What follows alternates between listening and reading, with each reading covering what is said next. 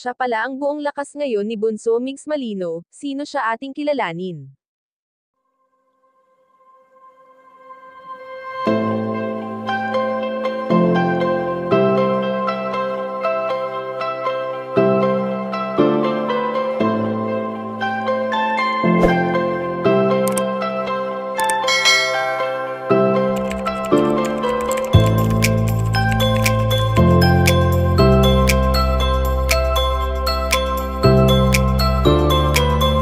Alam naman natin na marami sa mga netizens ang napapaisip kung ano na nga ba ang tunay na kalagayan ngayon ng puso ni Bunso Migs Malino.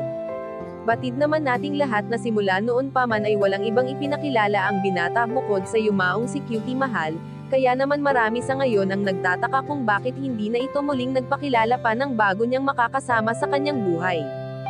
Sarami ng mga taong sumusuporta at sumusubaybay kay Bunso Migs Malino simula nang nagtambal sila ng kanyang prinsesa, ay marami na ang lubos na nakakakilala sa totoong pagkatao nito.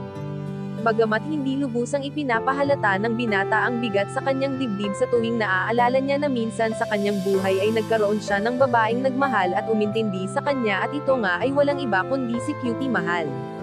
Sa ngayon ngang wala na ang kanilang prinsesa sa mundo, ay amin namang napag-alaman na may isang tao na nagbuo ngayon sa pagkatao ni Bunso Migs Malino nang nawala si Cutie Mahal. Hindi naman lingid sa kaalaman ng lahat na walang ina ang nakakatiis sa kanyang mga anak, kaya naman ginagawa ni Nanay Belen ang lahat upang sa ganon ay muling bumalik ang sigla sa mga mata ng binata.